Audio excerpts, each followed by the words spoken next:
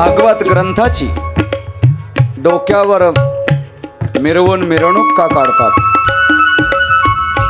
भागवत ग्रंथाला नमस्कार केला जातो, नैवेद्य पण दाखवण्यात येतो. एवढं भागवताचं वैशिष्ट्य महात्म्य काय आहे? ऐका, लक्ष द्या.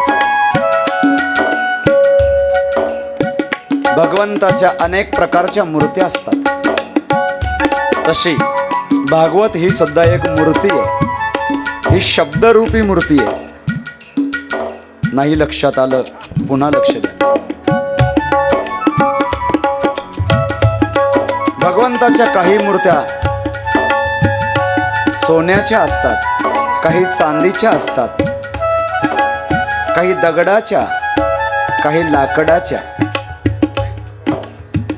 काही भगवंताचं कागदावर काढलेलं चित्र असतं.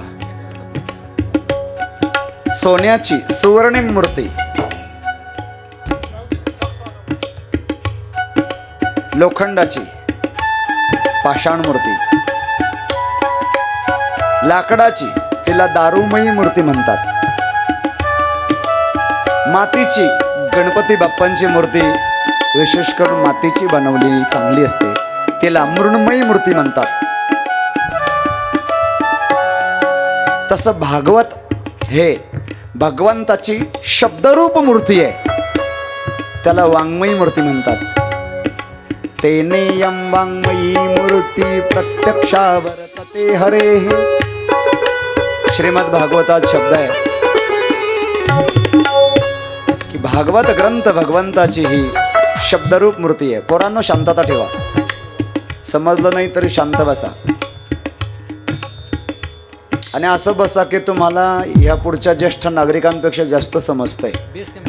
हां, असे अटेन्शनमध्ये बसा, कारण मला जाणीव आहे त्यांच्यासाठी कथा केलेली तुमच्या कामाची नाही, आणि तुमच्यासाठी सांगितलेली कथा त्यांच्या पदरी पडणार नाही. आणि पूर्वीच्या काळात एक शिक्षकी शाळा असायची, तिथे पहिलीपासून 7वी पर्यंत एकच शिक्षक असायचा, आणि सर्व मुलं एकत्र बसलेले असायचे. आणि तो शिक्षक पहिलीच्या वर्गाला जे शिकवायचं ते 7वीच्या मुलांना ऐकावं लागत होतं, आणि 7वीच्या मुलांना जे शिकवायचं ते पहिलीच्या मुलांना ऐकावं लागत होतं. तसे माझ्यासमोर ही एक शिक्षकी शाळा आहे, म्हणून त्यांना जे सांगितलं जाईल ते तुमच्या विशेष कामाचं नसेल, आणि तुमच्यासाठी म्हणजे सज्ञ चतुर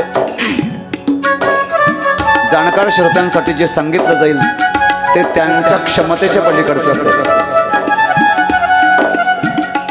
म्हणून लहान मुलांनी शांतता ठेवायची, अजिबात कुजबूज आणि हालचाल करायची नाही. असं समजायचं जणू काही 3 तास जेलमध्ये टाकलेला आहे. आणि भगवंताची ही भागवत साक्षात वाङ्मयी मूर्ती आहे. जसं भगवान दत्तात्रयांना नमस्कार, प्रत्यक्ष भगवंताला नमस्कार आहे, तसं भागवत ग्रंथाला नमस्कार म्हणजे प्रत्यक्ष श्रीकृष्ण भगवंताला नमस्कार आहे.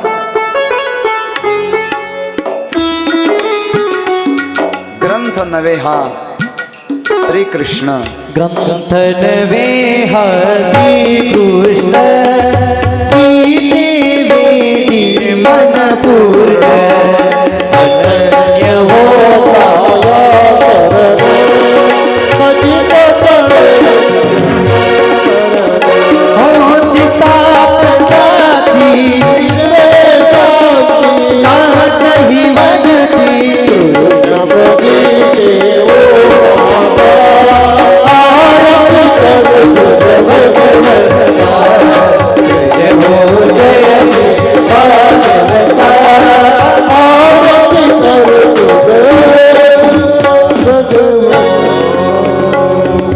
नव्हे हा श्रीकृष्ण. भागवत साक्षात भगवान श्रीकृष्णांचं स्वरूप आहे. आणि अशी भागवत कथा आपल्या या आश्रमामध्ये कालपासून प्रारंभ झाली. भागवत कथेच्या वक्त्याबद्दल श्रोत्याबद्दल वर्णन आलेलं आहे. वक्ता कसा असावा? विरक्तो, वैष्णवो, विप्रो वगैरे. श्रोता कसा असावा? सावधानतया शृणु.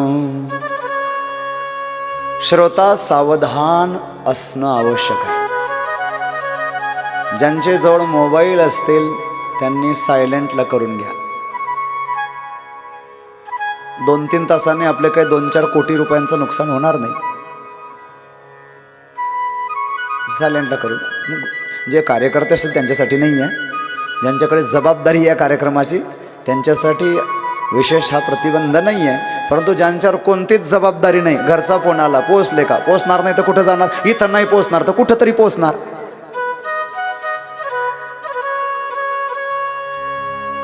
मी आपल्या समोर जो मुद्दा निवेदन करता त्याकडे गांभीर्यानं लक्ष द्या. सावधानतया शृणु. सावधान होऊन कथा ऐकली पाहिजे. पूर्वीच्या काळात कथा चालायच्या, मंदिरात पोथी चालायची, ते पोथी वाचणारे पोथी सांगायचे, बाया त्या फुलवाती बनवत राहायच्या. पूर्ण तास 1.5 तास फुलवातीच जायचं त्यांचा. त्या बाबाने काय कथा सांगितली त्यांच्या डोक्यात फुलवातीच असायच्या. वक्ता आणि श्रोता दोघं सावधान असणं आवश्यक आहे. आणि आता आपण भागवत ग्रंथाच्या महात्म्यानंतर प्रथम स्कंदाला प्रारंभ करणार आहोत. लक्ष द्या.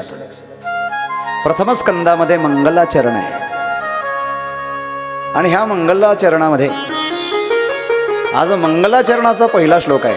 श्रीमद भागवताचे एकूण श्लोक आहेत 18,000. किती? 18,000 श्लोक आहेत. त्यातला हा एक श्लोक जर बाजूला काढला तर 17,999 श्लोक पाठीमागे उरले. ते हा जो एक श्लोक आहे पहिला, प्रथम स्कंदाचा पहिला श्लोक, हा प्रथम स्कंदाचा पहिला श्लोक, ह्या श्लोकावर जणू काही पुढचे 17,999 श्लोक याचाच अनुवाद किंवा याचंच भाष्य आहे असं म्हटलं तरी काही वावगं ठरणार नाही. कारण यामध्ये पूर्ण भागवत येऊ शकतं प्रथम स्कंदाच्या पहिल्या श्लोकामध्ये. चला आपण त्याची सुरुवात करूया. जन्माद्यस्य यतोऽन्वयादितरतश्चार्थे स्वविज्यस्वराट् तेने ब्रह्महृदाय आदिकवये मुह्यन्ति यत्सूरयः तेजो वारिमृदां यथा विनिमयो यत्र त्रिसर्गो मृषा धाम्ना स्वेन सदा निरस्तकुहकं सत्यं परं धीमहि.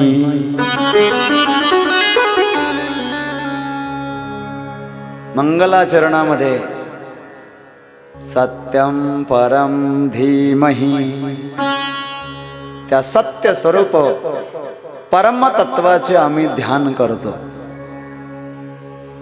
ज्याच्यापासून या सगळ्या जगाची उत्पत्ती झाली. अर्थात जो जगाचं अभिन्न निमित्त उपादान कारण आहे त्याचे आम्ही ध्यान करतो. सत्यं परं धीमहि. आणि त्या परम सत्याचं ध्यान करणारा अधिकारी कोण? हा जो प्रथम स्कंद आहे ना, हा अधिकाराचं निरूपण करणार आहे. अधिकारी कोण? अधिकारी शब्दाचा या ठिकाणी अर्थ असा आहे, अधिकारी 2 अर्थाने आपण वापरतो. क्लास 1 अधिकारी, क्लास 2 अधिकारी. तिथे अधिकार म्हणजे त्याची पॉवर. लक्षात आलं का? एक अधिकार हा जो शब्द वापरला जातो हा त्याची क्षमता. दुसरा अधिकारी हा या अर्थानं वापरला जातो पात्रता. एक क्षमता आणि दुसरी पात्रता. तर या ठिकाणी पात्रता, भागवत ग्रंथ ऐकण्याचा खरा पात्र कोण आहे तशी भागवत कथा कोणीही ऐकायला येऊ शकतं. लक्ष द्या इकडे. भागवत कथा ऐकायला कोणीही बसू शकतं, पण जर पात्र व्यक्ती कथा ऐकायला बसला तर त्याला इष्टफळ प्राप्त होत असतं. समजताय ना बोललेलं? तसं कोणी ऐकायला कोणाला मनाई नाही आहे, पण जो पात्र नसेल तो जर कथा ऐकायला बसला तर भागवत कथेचं जे इष्टफळ आहे, कथा श्रवण केल्याने जो होणारा लाभ आहे तो त्याला मिळेल की नाही याची शाश्वती नाही आहे. पण भागवत कथा श्रवणास पात्र असणारा व्यक्ती जर कथा ऐकायला बसला तर त्याला त्याचा पूर्ण लाभ मिळणार. म्हणून ज्ञानोबरायांनी ज्ञानेश्वरीच्या प्रथम अध्यायामध्ये प्रतिज्ञा केली. श्री क्षेत्र नेवासा येथे ज्ञानोबरायांनी ज्ञानेश्वरी कोणी लिहिली वर बोट करा बरं का. ह्या लाईनीतला शेवटचा उभा राहा. हा बोल. कोणी? ज्ञानेश्वर महाराजांनी. अजून बस खाली. अजून कोण सांगतं? बोल. सच्चिदानंद महाराजांनी. बस खाली. याचं उत्तर बरोबर. टाळी वाजा. ज्ञानोबरायांनी ज्ञानेश्वरी सांगितली, लिहिली नाही. आता ते चित्रकार जे आहेत, ज्ञानोबरायांचा ज्यांनी फोटो काढलेला आहे त्यांनी थोडा सुधार करावा. ज्ञानोबरायांनी ज्ञानेश्वरी लिहिली नाही, पण एक माऊलींचा असा फोटो आहे, अशी प्रतिमा आहे की ज्यामध्ये समोर ती मोरपंख हातात आहे आणि ती शाई असणारी दौत म्हणतात का ती आहे, आणि ज्ञानोबराय लिहित आहेत. ज्ञानेश्वरी ज्ञानोबरायांनी लिहिलेली नाही, ती प्रतिमा बदल केली पाहिजे. तिथं तुम्ही हरिपाटली आहे, तिथं शब्द असतो ज्ञानेश्वरी. लिहिली का? लिहिली नाही आहे. त्या चित्राबद्दल कोणी, त्या फोटोंबद्दल कोणी बोलतच नाही अजूनही. ज्ञानोबराने ज्ञानेश्वरी सांगितली आणि सच्चिदानंद बाबा यांनी लिहिली. जेव्हा ज्ञानोबराय श्री क्षेत्र नेवासा येथे ज्ञानेश्वरी सांगायला सुरुवात करतात तेव्हा श्रोत्यांना ताकीद दिली. अहो अर्जुनाची ये पाती, जे परिसणया योग्य होती, ती कृपा करोनी संती, अवधान द्यावे. मी सर्वांसाठी सांगणार आहे, माऊली ज्ञानोबराय म्हणतात, पण इथे कोणी ऐकायला बसावं? अर्जुनाची पाती, अर्जुनाच्या पंक्तीस बसण्यास जे योग्य असतील त्यांनीच इथे ज्ञानेश्वरी ऐकायला बसावे. अर्जुनाची पात्रता काय? सर्वांगाचे कान करून आणि भगवान श्रीकृष्णांचे मित्र सखा अर्जुन यांनी श्रीमद भगवद्गीता कुठे ऐकली? कुरुक्षेत्रामध्ये. लक्षात येत आहे ना कीर्तनकार महाराज मंडळी? जिथे शस्त्रांचा खणखणाट होता, घोड्यांचा किंकडाट किंवा घोड्यांचे किंकड तिथे ऐकू येत होत्या, अशा प्रकारे नुसतं गोंधळाचं वातावरण होतं. आणि अशा अशांत वातावरणामध्ये सुद्धा चित्ताला शांत ठेवून ज्या अर्जुनाने श्रीमद भगवद्गीता ऐकली, तशी पात्रता ज्याच्यात असेल त्यांनी माझी ज्ञानेश्वरी ऐकायला बसावे. तसं भागवत ऐकण्याचा अधिकारी कोण, म्हणजे पात्र कोण? लक्ष द्या. आता दुसऱ्या भाषेत मी आता आपल्याला काही प्रश्न विचारतो.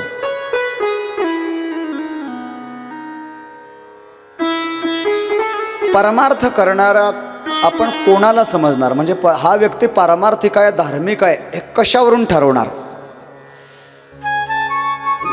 ज्याला उत्तर येईल ते उत्तर देऊ शकतात. मग हा व्यक्ती धार्मिक आहे, हा व्यक्ती चांगला आहे, कशावरून ठरवणार? गुरुजी आपल्याकडून सुरुवात करूया. सांगा, हा व्यक्ती धार्मिक आहे कशावरून ठरवणार आपण? द्या जे उत्तर येईल ते. हां तुम्ही सांगा. हा व्यक्ती धार्मिक आहे, चांगला आहे, सात्विक आहे, कशावरून ठरवणार? हां बोला. हां बोलण्या चालण्यावर. चला पहिलं उत्तर मिळालं, उत्तर चांगलं आहे, बोलण्या चालण्यावर. चला अजून सांगा. ज्यांना सांगायचं असेल त्यांनी वरबोट करा. हा व्यक्ती चांगला आहे, धार्मिक आहे, कशावरून ओळखायचं? बोला. हां बोल. हां स्वभावामुळे. बोला. जाधव गुरुजी तुम्ही सांगा. हा व्यक्ती चांगला आहे, धार्मिक आहे, कशावरून सांगणार? झाड जाणी जे फुले, माणूस जाणी जे बोले. बोलण्यावरून. ज्ञानोबराय म्हणतात. हां बोलण्यावरून. चला अजून. हां बोल. स्वभाव झाला, दुसरा भाव बोला. आचरण, हे पण उत्तर चांगलं आहे, धन्यवाद. पुढे बोला. हां बोल. कर्म, हे पण उत्तर बरोबर आहे, सत्कर्मामुळे, हे पण उत्तर बरोबर आहे. अजून बोला. हा व्यक्ती चांगला आहे, हा व्यक्ती धार्मिक आहे. बोल म्हणजे आपण पहिलं तुम्ही सांगितलं बोलण्यावरून, इकडे स्वभाव सांगितला, इकडे सत्कर्म सांगितलं. अजून बोला.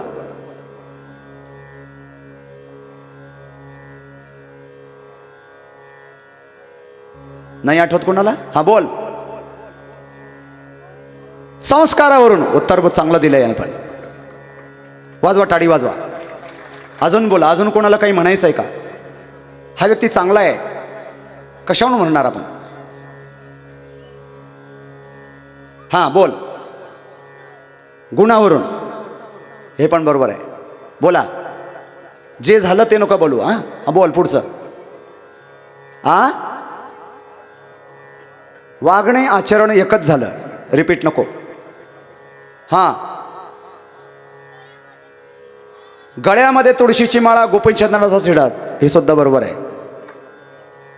अजून कोणाला काही म्हणायचं आहे? चलतो पुढे. आहे नाही ना कोणाकडे अजून काही? अनेक अजून. हां बोल. अजून काय तुझं राहिलं? हां याची संगत कशी आहे याच्यावरून. त्याची संगत चांगली आहे म्हणून त्यानं संगत सांगितलं. अजून बोला. कीर्तन करता येईल. हा व्यक्ती चांगला आहे, कशावरून? सत्कर्म झालं, बोलणं झालं, स्वभाव झाला, गुण झाला, संगत झाली. अजून बोला. वैराग्य, हे पण उत्तर बसण्यासारखं आहे. अजून बोला. संपले? अजून बरेच आहेत, पण भागवतात काय ते मी पुढे सांगणार आहे. बरेच काय काय सांगतो. आईवडिलांची सेवा करण्यावरून, गोमातेची सेवा करण्यावरून, अन्नदान करण्यावरून, नामस्मरण करण्यावरून. लक्षात आलं का? हे असे अनेक पर्याय आहेत त्याचे. पण भागवतात खरा धार्मिक कोण? भागवत कथा श्रवण करण्याचा खरा अधिकारी कोण? त्यासाठी सुरुवात करत आहेत. तो व्यक्ती निर्मत्सर असावा, म्हणजे कोणाचाही द्वेष करणारा नसावा. इथून सुरुवात केलेली आहे. धार्मिक कोणाला म्हणणार आपण? जो कोणाचा द्वेष करत नाही. श्रीमद भगवद्गीतेत चला, भक्तांची जी लक्षणं सांगितली, भगवद्गीतेचा 12वा अध्याय, त्यामध्ये अद्वेष्टा सर्वभूतानां मैत्रः करुण एव च निर्ममो निरहंकारः समदुःख सुखक्षमी. त्याप्रमाणे श्रीमद भागवत ग्रंथाचा पात्र, श्रवणाचा पात्र कोण? जो कोणाचाही मत्सर करत नाही, द्वेष करत नाही. बाकी हे जे सगळे मी आधी जे सांगितले ना, गोमातेची सेवा करणे, नामस्मरण करणे, गळ्यात तुळशीची माळा धारण करणे, सत्कर्म करणे, स्वभाव चांगला, संगती चांगले, हे सगळे गुण जर तो निर्मत्सर असेल, म्हणजे कोणाचा मत्सर म्हणजे द्वेष करत नसेल, तर हे सगळे गुण त्याच्यात येतील. मात्र जर तो निर्मत्सर नसेल, तर मग तो दान करत असेल, तरी जर कोणाचा द्वेष करत असेल, तर त्याच्यात बाकीचे सद्गुण येणार नाही. म्हणून भागवत ग्रंथाचा अधिकारी वर्णन करताना निर्मत्सर, त्याचा श्लोक आहे, धर्म प्रोजित कैतवोत्र निर्मत्सराणां सतां वेद्यं वास्तवमत्र वस्तु शिवदं तापत्रयोन्मूलनम्. श्रीमद्भागवते महामुनिकृते किं वा परैरीश्वरः सद्यो हृद्यवरुध्यतेऽत्र कृतिभिः शुश्रूषुभिस्तत्क्षणात्.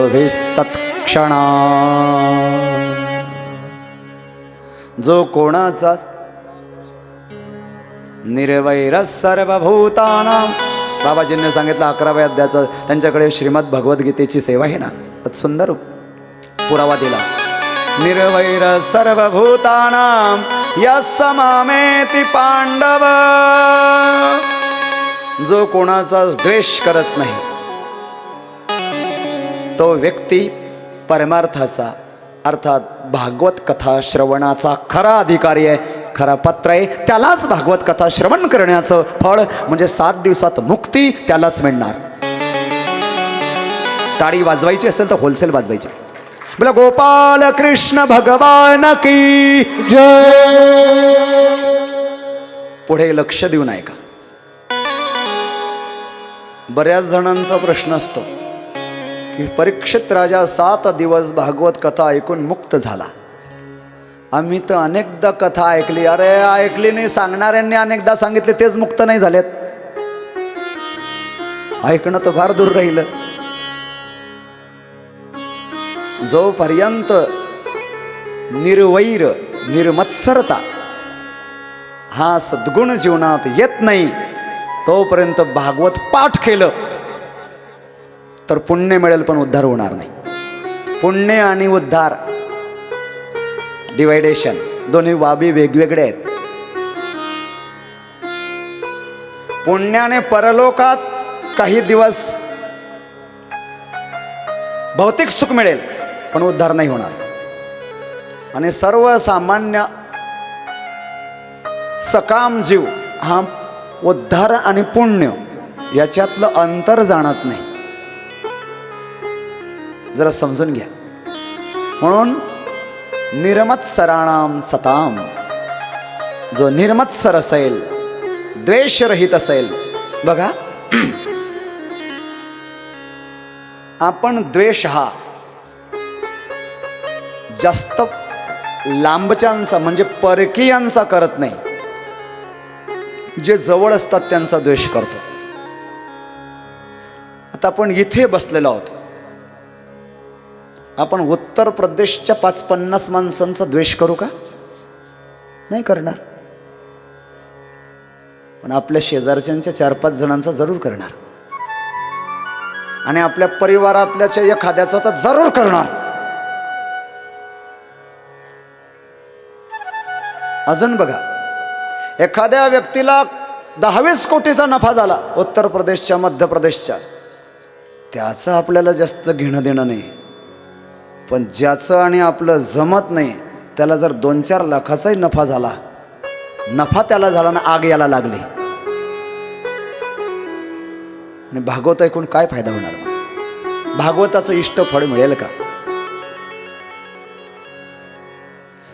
दुसऱ्याची उन्नती बघून जळण्यापेक्षा स्वतःची एवढी प्रगती करा की दुसऱ्यांची उन्नती त्याखाली झाकली गेली पाहिजे. आपल्या वायरीच उलट्या आहेत. आपण दुसऱ्यांची उन्नती बघून जळतो आणि दुसऱ्याची प्रगती बघून कुत्र्यासारखं त्याच्या मागे पळतो. जसं वाहनाच्या पाठीमागं कुत्र पळतं ना, कुत्र्याला वाहनाची गती सहन होत नाही, तसे दुर्जनाला सज्जनाची प्रगती सहन होत नाही. म्हणून आपल्या जीवनामध्ये जर भागवत श्रवणाचं पूर्ण फळ प्राप्त व्हावं असं वाटत असेल तर आपण निर्मत्सर व्हा. आपल्या दुसऱ्या भाषेत कोणाचाही मत्सर करू नका. अजून नाही समजलं तर कोणाचाही द्वेष करू नका. तरच भागवताचं श्रवणाचं इष्ट फळ मिळेल. नाहीतर किती जरी कथा ऐकल्या तरी इष्ट फळ मिळणार नाही. पुण्य जरूर मिळेल, उद्धार होणार नाही. आणि म्हणून आपण द्वेषरहित होण्याचा प्रयत्न करा. आणि जर द्वेषरहित स्वतःच्या प्रयत्नानं होता येत नसेल तर त्यासाठी एक प्रबल आपल्याजवळ साधन आहे, ती म्हणजे प्रार्थना. लहान बाळाला एखादी वस्तू हवी असते आणि ती जर त्याला त्याच्या प्रयत्नाने मिळाली नाही तर तो काय करतो? आपल्या आई वडिलांकडे मागतो. आणि मागूनही मिळाली नाही तर शेवटी काय आहे त्याच्याकडे? शेवटचं ब्रह्मास्त्र, बोला बोला, रडणे. अगदी बरोबर. तसं आपल्याला जर द्वेषरहित होता येत नसेल तर भगवंताला प्रार्थना करा बसल्या बसल्या की माझ्या जीवनातही कोणाबद्दल का होईना द्वेष आहे, तो द्वेष हे भगवंता तुम्ही घालवा. आणि जरी तो प्रार्थनेनं जात नसेल तर जसं लहान बाळ त्याच्या अपेक्षित वस्तूसाठी आईवडिलांकडे रडतो, त्याप्रमाणे आपण आपल्या इष्ट भगवंताजवळ, भागवत आपलं इष्ट भगवंत आहे, त्याच्याजवळ रडा. निश्चित भागवत भगवान आपली प्रार्थना ऐकेल आणि आपल्याला द्वेषरहित बनवून भागवत कथा श्रवण्याचा जरूर अधिकारी करेल, हा माझा आत्मविश्वास आहे. म्हणून अनेकदा कथा ऐकूनही इष्टफळ का पदरात पडत नाही, त्याचं उत्तर देत मी पुढे चालतो. आणि हे भागवत काय आहे? निगम कल्पतरोर गलितं फलम शुकमुखादमृत द्रव संयुतम पिबत भागवतं रसमालयं मुहुरहो रसिका भुवि भावुकाः मुहुरहो रसिका भुवि भावुकाः.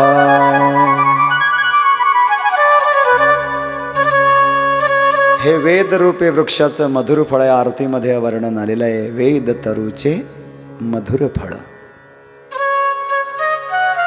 आता भागवत हे फळ आहे. निगम तरोर गलितम फलम, गळालेलं फळ आहे. लक्ष द्या, 2-3 मिनिटात पुढे जाणार पण महत्वाचा विषय. गलितम फलम, गळालेलं फळ आहे. पण कधी कधी फळ हे रोगराईमुळे किंवा जोरात वादळ आलं तर कच्चं फळ हे खाली पडतं. निगम कर्पतरोर गलितम फलम शुकमुखाद्रमुत द्रव संयुतम, हे मधुर फळ आहे आणि मधुर फळ खाली पडतं. त्याचं एक वैशिष्ट्य असतं. शुकमुखात, शुक म्हणजे पोपट. आंब्याला आंबे लागलेत, कैऱ्या म्हणतात कच्च्या असताना, आणि त्यातली कोणती पाडाला आली आहे हे कोणाला कळतंय? पोपटाला कळतंय. तुम्ही आलात का? रामकृष्ण हरी. तात्या ओळखलं का? पंढरपूरचे आमचे बालयोगीजी महाराजांच्या कृपापात्र साधक मला बऱ्याच दिवसापासून सांगत होते. त्यांचं आगमन त्यांनाही मी वंदन करतो. आंबा पाडाला आला हे शुकाला म्हणजे पोपटाला कळतं. तसं हे श्रीमद भागवत वेदरूपी वृक्षाचं फळ आहे.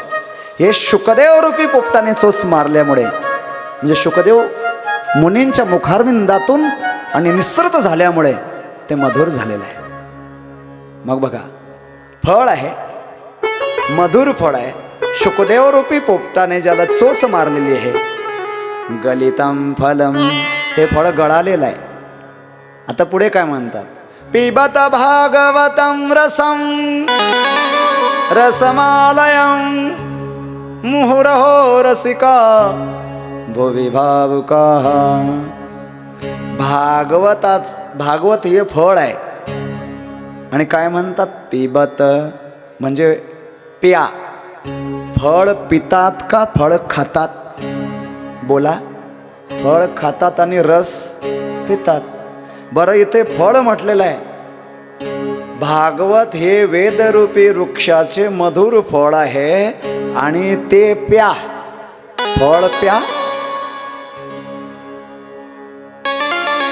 म्हणजेच भागवतातल्या संस्कृतमध्ये फार मोठी गडबड वाटते. पण विद्यावताम भागवते परीक्षा, वेदवानाची परीक्षा भागवतात होते. जसं पट्टीचा ड्रायव्हर त्याची परीक्षा वळणाच्या रस्त्यात म्हणजे घाटात होते हिमालयात, तशी विद्वानाची परीक्षा भागवतात. फळ प्या शक्यच नाही. फळ कसं प्यायला जाईल? रस प्या म्हणायला पाहिजे. पण आता लक्ष द्या, अडचण काय आहे? रस जर झाडावर इथं म्हटलं ना, फलम गलितम, फळ गळालेलं, मग रसम गलितम म्हटलं असतं, संस्कृतमध्ये काही अडचण आली नसती. पण रस जर भूमीला स्पर्श झाला तर तो पेय राहत नाही. पण भूमी त्याला शोषून घेतं, तर पिणार काय आपण? झाडावरून रस खाली गळाला आणि तो मातीत पडला जमिनीवर पडला, मातीत मिश्रित झाला, त्याला पिणार का आपण? तो पिताच येणार नाही. म्हणून रस प्या म्हणता येत नाही. मग फळ आहे, मग फळ खा म्हणायला पाहिजे. खा का म्हणत नाही? फळ प्या का म्हणतात? प्या याच्यासाठी म्हणतात की त्याच्यात त्याज्य काहीच नाही. बलमळीन गुरुवर्य बालयोगीजी महाराज सांगायचे, मठात एक कुत्र होतं काळं, पूर्वी पाहिलं असेल तुम्ही. हा, राधा, बरोबर, राधा नावाची कुत्री होती. आणि गुरुवर्य बालयोगीजी बाबाजींनी तिला द्राक्ष खाऊ घातला. आमच्या समोरची गोष्ट आहे. द्राक्ष खाऊ घातल्याबरोबर ती गटकन सगळं गिळून गेली.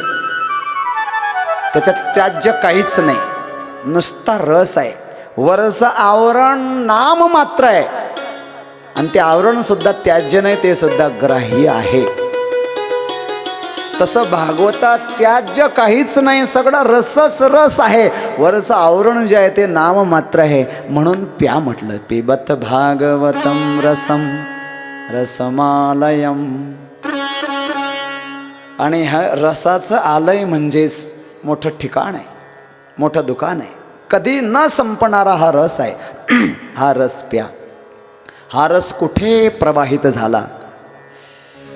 नैमिषारण्यामध्ये 88,000 ऋषींच्या समोर सूत मुनी आणि 88,000 ऋषींनी नेतृत्व दिलं होतं शौनक ऋषींना. आणि शौनक ऋषींनी 6 प्रकारचे प्रश्न विचारलेत सूत मुनींना.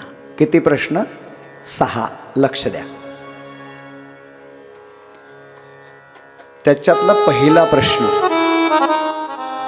तत्र तत्रांजसायुष्मन् भवता यद्विनिश्चितं पुंसामेकान्तत श्रेयस्तन्न संशतुमर्हसि. या मृत्यूलोकामध्ये मनुष्यासाठी कल्याणकारक काय आहे?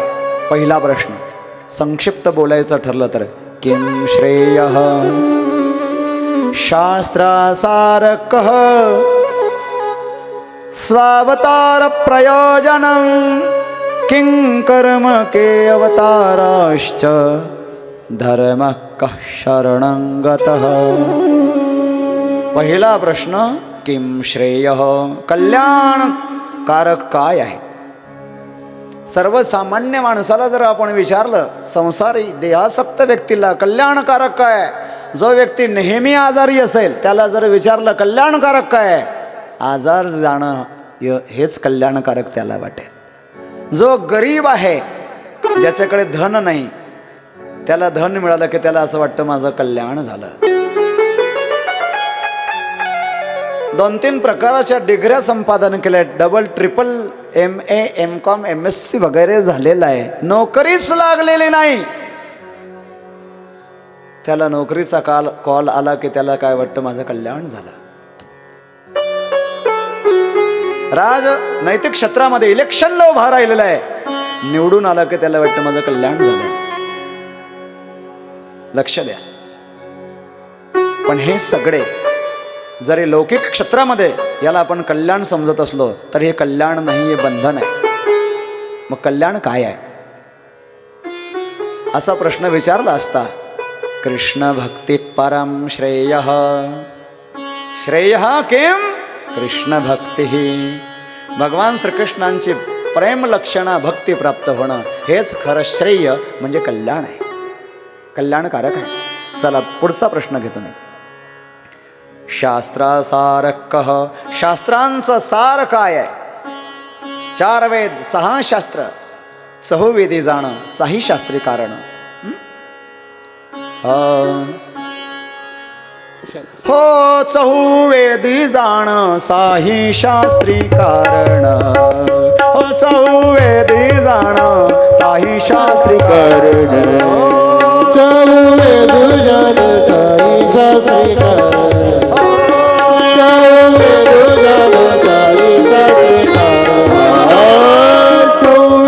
जाणं 6 शास्त्री कारण.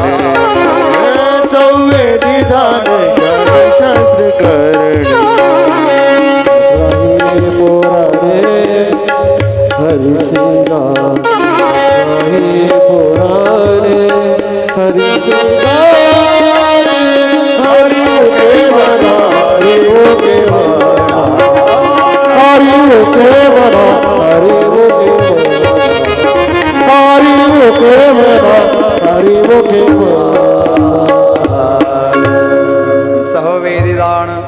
काही शास्त्री कारण ठराई पुराणे हरिसी गाती.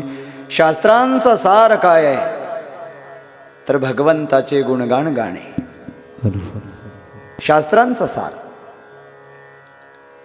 भगवंताला शरण जाणे. वेदानंद बोलिला अर्थ तुकाचे साधिला.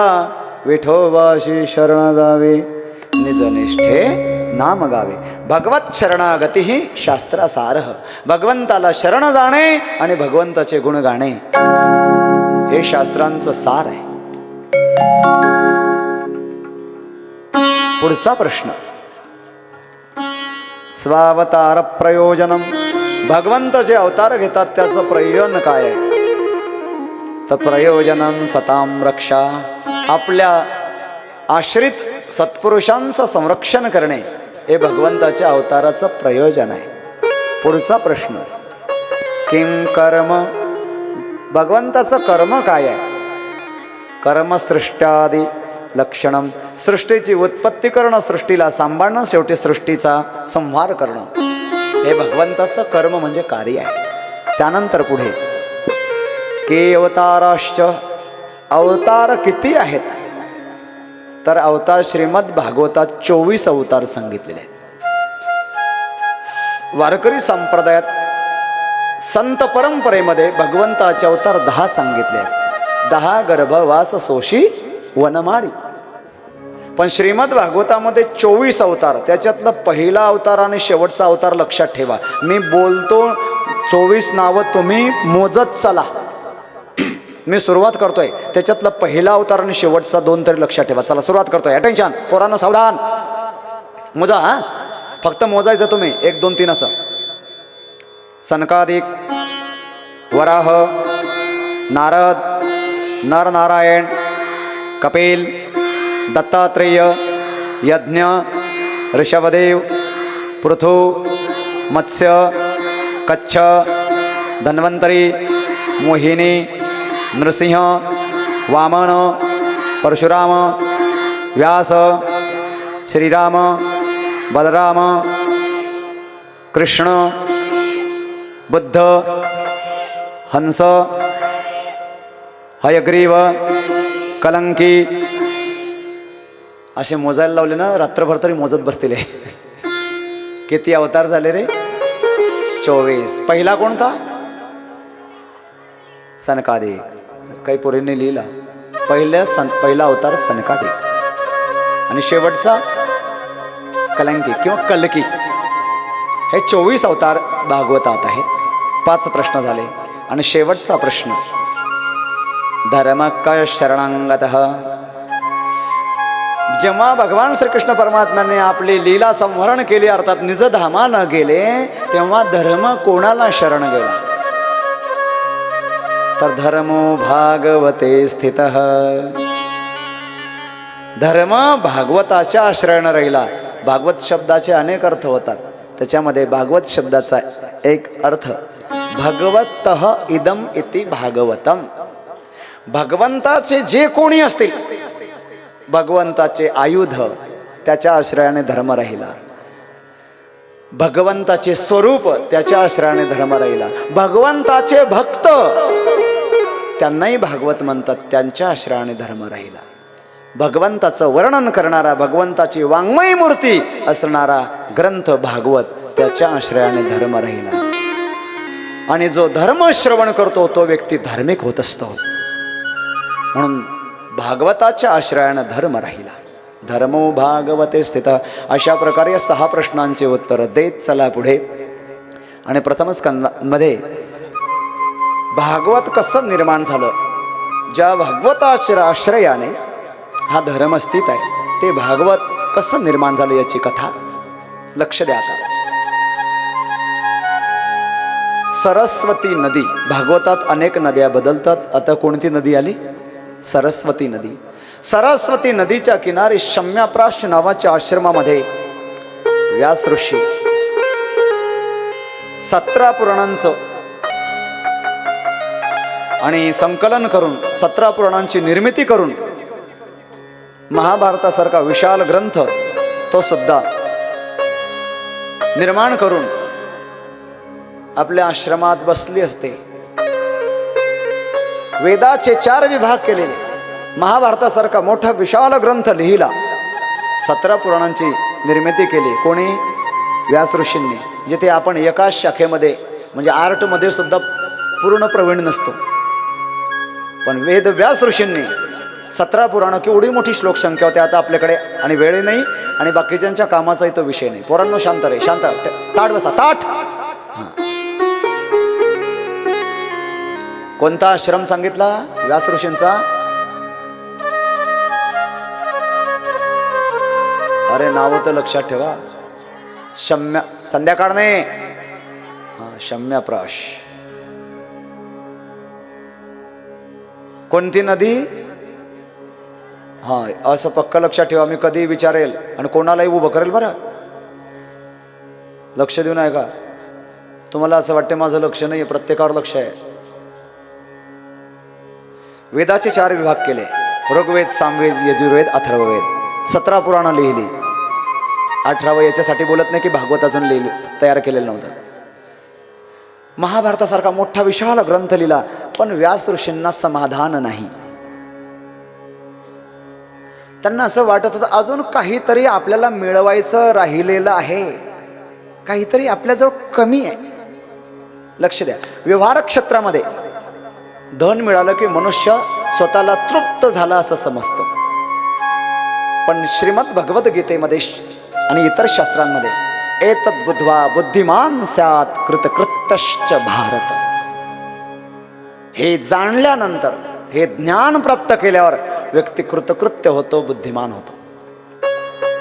धनाने नाही, धनाने समाधान नाही मिळणार. लक्ष द्या, धनाने सुविधा मिळेल, समाधान नाही. या बालिकेला घ्या, पुढे नका फिरदू. धनाने पैसा वाढला तर काय मिळेल? सुविधा मिळेल, समाधान नाही. समाधान हे, समाधानाची सुरुवात होत असते ज्ञानाने आणि पूर्ण समाधान मिळत असतं भगवत प्रेमाने.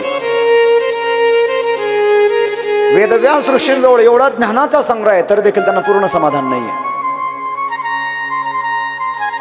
जिथे आपल्याला थोडंसं येतं, 2-4 अभंगच येतात, तर देखील आपण बाकीच्यांना मूर्ख समजतो. हा त्या व्यक्तीचा केवढा मूर्खपणा आहे जो इतरांना मूर्ख समजतो. म्हणून प्रवक्त्याने कमीत कमी एवढं भान ठेवावं की बसलेल्या श्रोत्यांमध्ये आपल्यापेक्षा आडाने कोणीच नाहीये, एवढं तरी वक्त्याला भान असणं आवश्यक आहे.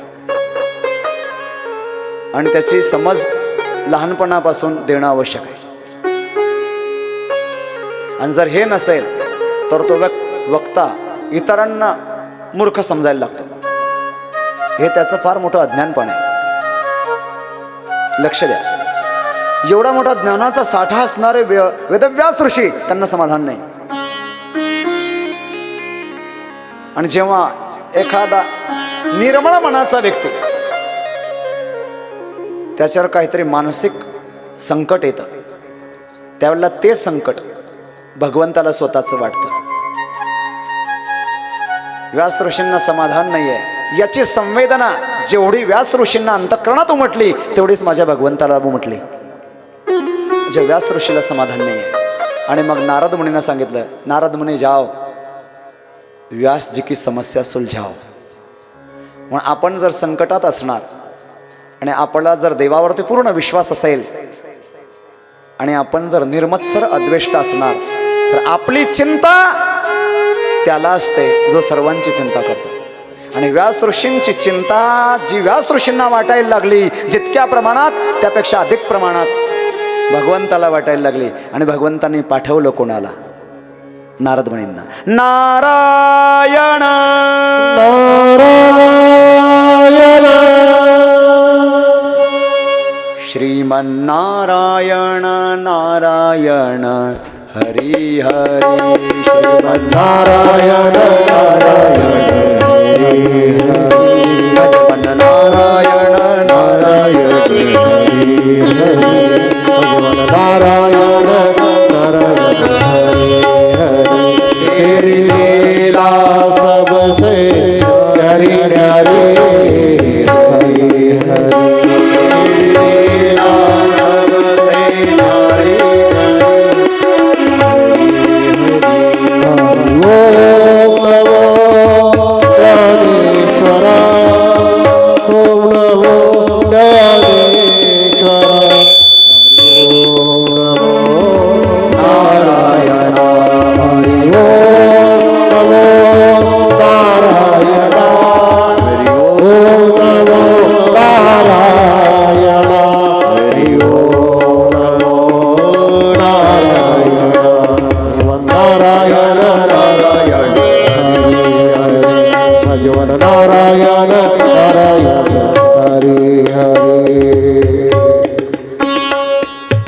व्यास ऋषींना दर्शन देण्यासाठी आणि व्यास ऋषींची समस्या दूर करण्यासाठी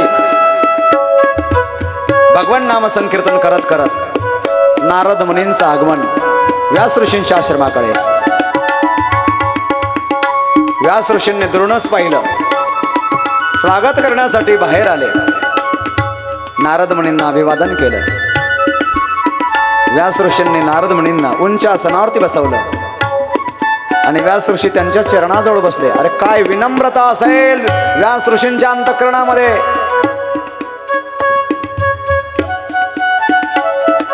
सतरा पुराण ज्यांनी संकलित केली, निर्माण केली, महाभारतासारखा विशाल ग्रंथ लिहिला,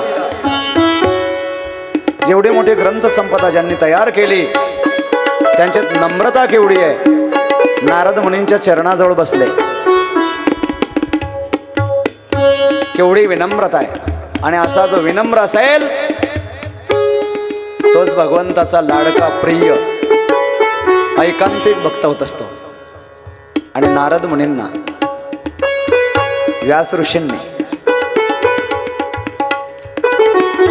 काही सांगावं त्याच्या अगोदर नारद मुनीच बोलले.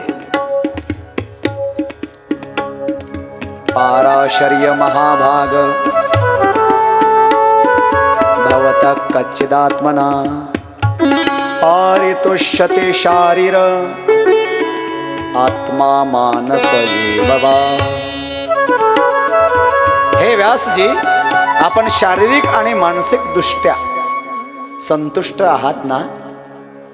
दोन्हीमध्ये आत्मा मानस एव वा. इथे आत्मा शब्दाचा अर्थ शरीर. शारीरिक आणि मानसिक दृष्ट्या आपण संतुष्ट आहात ना?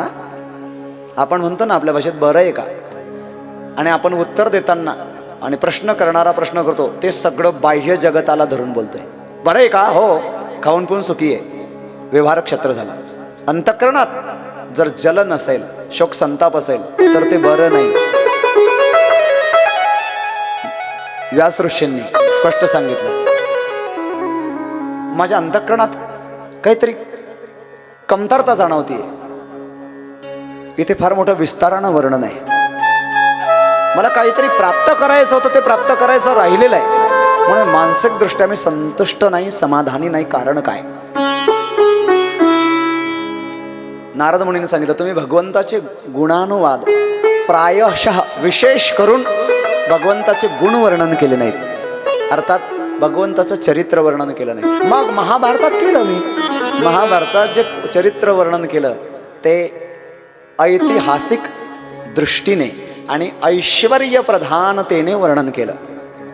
म्हणजे भगवंताची एवढी शक्ती आहे, त्याला मारलं, याला मारलं, आणि असं केलं, तसं केलं. ऐश्वर्य लीलेचं वर्णन केलं, भगवत प्रेमाचं वर्णन केलेलं नाही. महाभारतात श्रीकृष्ण भगवंताचं चरित्र आहे, व्यास ऋषींनीच लिहिलेलं, परंतु तिथे विशेष भगवत प्रेमाचा ओलावा नाही. आणि त्यामुळे जोपर्यंत भगवत प्रेमाचा ओलावा तुम्ही वर्णन करणार नाही, भगवत प्रेम वर्णन करणार नाही, भक्त आणि भगवंत यांच्यात काय प्रेम असतं, किती आपलेपणा असतो, भगवंत भक्तासाठी काय काय करतो, आणि भक्त भगवंतासाठी किती अर्पण करतात, तन मन धन, हे जोपर्यंत तुम्ही वर्णन करणार नाही तोपर्यंत केवळ शब्द ज्ञानाने तर नाहीच नाही, पण ब्रह्मज्ञानाने सुद्धा पूर्ण समाधान होणार नाही. मग त्यासाठी नारद मुनींनी आपला जन्मवृत्तांत सांगितलंय, मागच्या जन्माची कथा.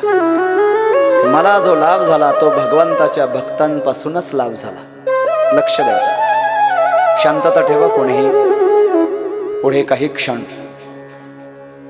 विक्षेप होणार नाही याची काळजी घ्या. नारद मुनी आपल्या जीवनातला मागच्या जन्माचा वृत्तांत व्यास ऋषींना सांगतायत की माझ्यावर भगवंताच्या भक्तांचीच कृपा झाली. जे भगवंताचे खरे प्रेमी भक्त असतात त्यांची कृपा झाली.